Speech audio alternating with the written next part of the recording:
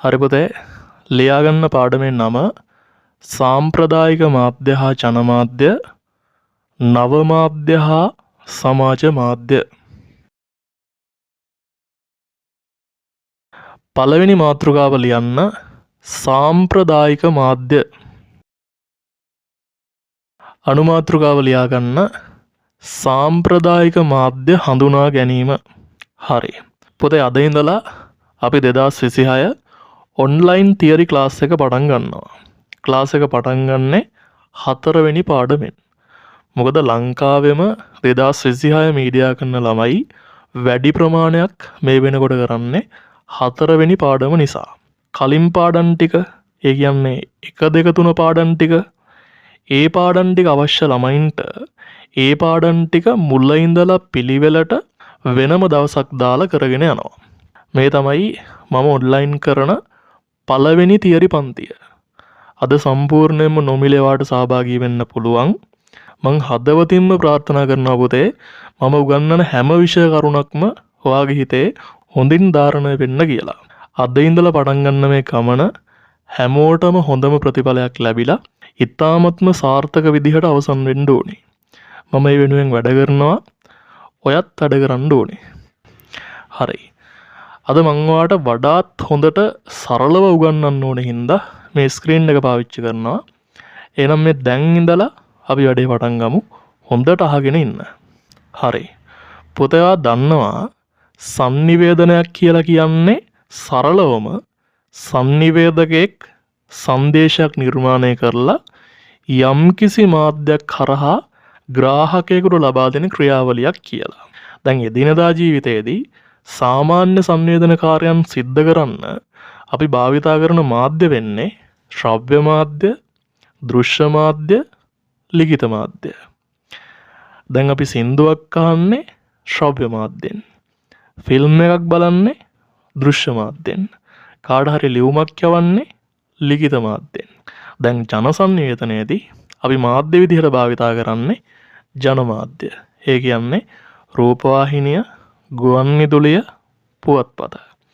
දැන් අතත්ත්ව සංවේදනයේදී අපි මාධ්‍ය විදිහට භාවිතා කරන්නේ අන්තර්ජාලය සංරචකය කරගත්ත දුරකථනය සහ පරිගණකය කියන නව මාධ්‍ය. එතකොට ඔයා දන්නවා ඕනම සංවේදන ක්‍රියාවලියක් සිද්ධ කරන්න මාධ්‍යයක් ඕන වෙනවා කියලා. තේරුණානේ? එතකොට මොකද්ද මේ සාම්ප්‍රදායික සංවේදනයේදී භාවිතා කරන සාම්ප්‍රදායික මාධ්‍ය කියලා කියන්නේ? කාලාන්තරයක් තිස්සේ ගැමි ප්‍රජාව අතර තොරතුරු, දැනුම, විවේකය, විනෝදය සඳහා භාවිතා කරන අවට පරිසරයෙන් සපය ගන්න පුළුවන් සම්පත් උපයෝගී කරගෙන සිද්ධ කරන sannivedana ක්‍රමවලට අපි කියනවා සාම්ප්‍රදායික මාධ්‍ය කියලා. දැන් පුතේ සාම්ප්‍රදායික සමාජවල ජීවත් වුණු කැමි ජනතාවට තොරතුරු ලබා ගන්න, ලබා දෙන්න, දැනුම ලබා ගන්න, ලබා දෙන්න මේ කාලේ වගේ ජනමාධ්‍ය තිබුණේ නැහැ. YouTube යන්න, Facebook යන්න සමාජ මාධ්‍ය තිබුණේ නැහැ.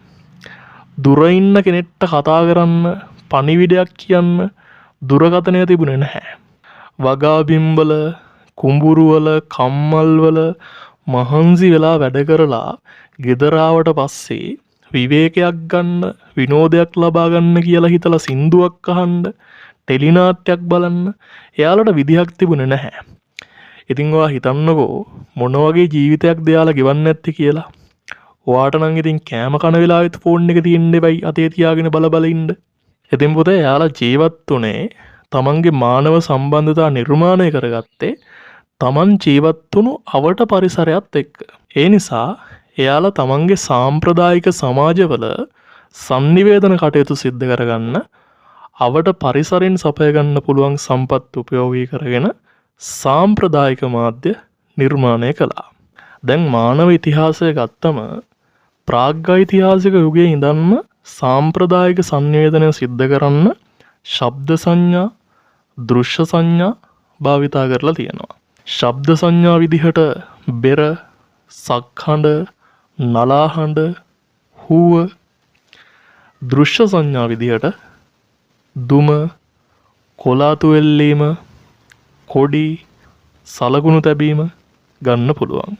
දැන් පුතේ ඔයාලට පේනවා ඇති එයාලා මේ සංවේදන ක්‍රම නිර්මාණය කරගෙන තියෙන්නේ තමන්ගේ අවට පරිසරයෙන් සපය ගන්න පුළුවන් සම්පත් උපයෝගී කරගෙන ඉතාමත්ම සරල තාක්ෂණයක් භාවිතා කරලා කියලා. දැන් බෙර ගහන්න, හක්ගෙඩියක් පිඹින්න, නලාවක් පිඹින්න, හුවක් තියන්න එයාලා භාවිතා කරලා තියෙන්නේ තමන්ගේ පංචේන්ද්‍රිය හැකියාව.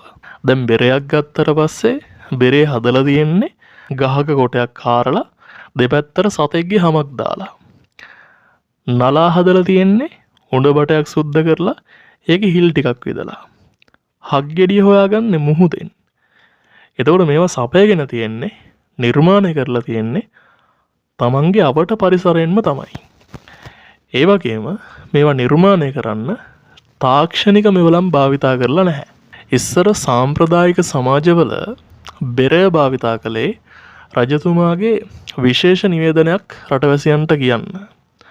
අනබෙරකාරයා තමයි ගම් නියම් ගම් පාසාම ඒ පණිවිඩය අරගෙන යන්නේ. ඊට පස්සේ බෙර ආගමික කටයුතු වලට, බලිතොවිල් වලට, ශාන්ති කර්ම වලට යොදා ගන්නවා. දැන් පන්සලේදී, පල්ලියේදී, හේවිසි වාදනවලදී, මගුල් උත්සවවලදී, අවමගුල් උත්සවවලදී බෙරය පාවිච්චි කරනවා. ඔයා දන්නවා අතීත සමාජවල දුරස්ත සංවේදනයක් වර්ධනය වෙලා තිබුණේ නැහැ කියලා. දුර ඈතකට පණිවිඩයක් කියන්න වුණාම මිනිස්සු හූ කිව්වා. කැලේදී අතරමං වුණාම අනිත් අයට ඒ බව දැනුම් දෙන්න හූ කිව්වා.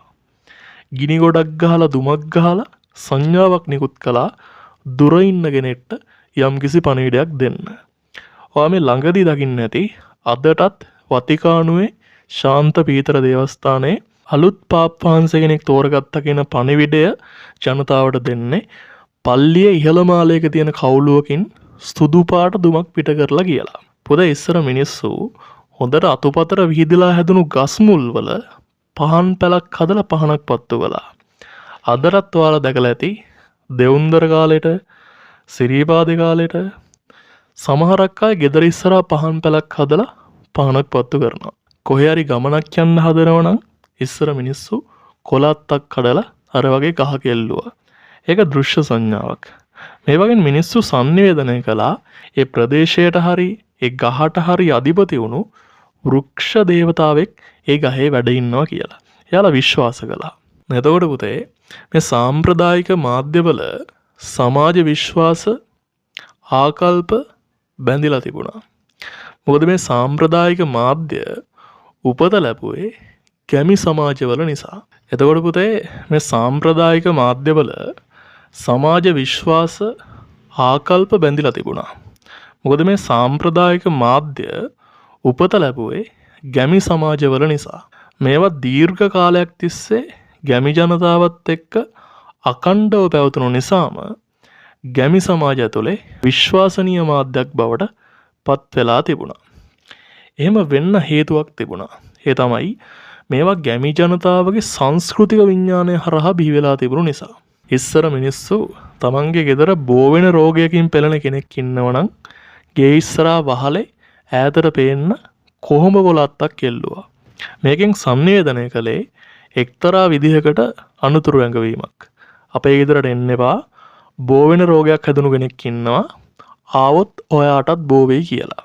මේක තමයි අපි කොරෝනා කාලේ කතා කරපු ඒ කාලේ තිබුණු කොරන්ටයින් එක. ඒ කියන්නේ සොයං නිරෝධායනය. දැන් ඉස්සර වගේම අදත් අපි මලගෙදරක් ඉස්සරහා සුදු ගොඩියක් එල්ලනවා.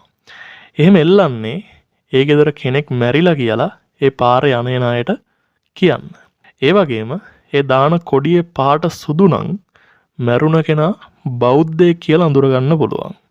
කොඩියේ පාට කළු නම් ඒ මැරුණ කෙනා ක්‍රිස්තු භක්තිකයෙක් කියලා අඳුර ගන්න පුළුවන්. දැන් එදා වගේම අදත් මගුල් උත්සවයක් තියෙනවා නම් ඒ ගෙදර ඉස්සරහා ජාතික කොඩිය ඔසවලා තිබුණා. ඒකෙන් මිනිස්සුන්ට දැනගන්න ලැබුණා මේ ගෙදර මගුල් ගෙදරක් තියෙනවා කියලා. අපි දන්නවා අතීත ජන සමාජවල අමුත්තෙක් ගෙදර ආවට පස්සේ එයාව පිළිගන්න බුලත් හෙප්පුවක් දෙනවා කියලා. දැන් මල ගෙදරකදී ඔය බුලත් හෙප්පුව දෙන්නේ බුලත් කොළ කන පිට හරවලා. එතනත් සංවේදනය කරනවා මේක සංවේගජනක අවස්ථාවක්ද එහෙම නැත්නම් සතුරුදායක අවස්ථාවක්ද කියලා. ඉතින් මේ විදිහට මේ සාම්ප්‍රදායික සංවේදන විධික්‍රම රටකින් රටකට ප්‍රදේශයකින් ප්‍රදේශයකට ඒ වගේම විවිධ සංස්කෘතික සහ පාරිසරික සාධක මත වෙනස් වෙමින් ආවා. මේවා නිර්මාණය කළේ කවුද? එයාගේ නම මොකක්ද කියලා අපි කවුරුවත් දන්නේ නැහැ. ඒ කියන්නේ මේවට නියත කර්තෘත්වයක් නැහැ. කවුද මෙහෙම කරන්න කිව්වේ? කවුද මෙහෙම කරේ? අපි ඒ කවුරුවත් දන්නේ නැහැ. ඉතින් මේ විදිහට අතීතයේ ඉඳන්ම ක්‍රමානුකූලව විකාශනය වෙන ගමන් විවිධ වෙනස්කම් වලට ලක් වෙන ගමන් වර්ධනය වුණු සාම්ප්‍රදායික මාධ්‍ය ජනකවි, ජනකතා, ශාන්ති කර්ම, යාතු කර්ම, ගැමි නාටක දක්වාම විකාශනය වුණා. සාම්ප්‍රදායික මාධ්‍ය හැඳින්වීම මාතෘකාව ඉවරයි. අදට අපේ පන්තිය ඉවර කරනවා. මේකේ නෝට් එක මම ලබන සතියේ දෙනවා. ලබන සතියේ ඉඳන් ඔයාට මේ පන්තියට එන්න ඕනේ නම් 2026 කියලා දාලා ඔයාගේ නම දිස්ත්‍රික්කය දාලා මෙන්න මේ නම්බර් එකට WhatsApp මැසේජ් එකක් දාන්න. එහෙනම් ඔයාලා හැමෝටම පුදු සරණයි.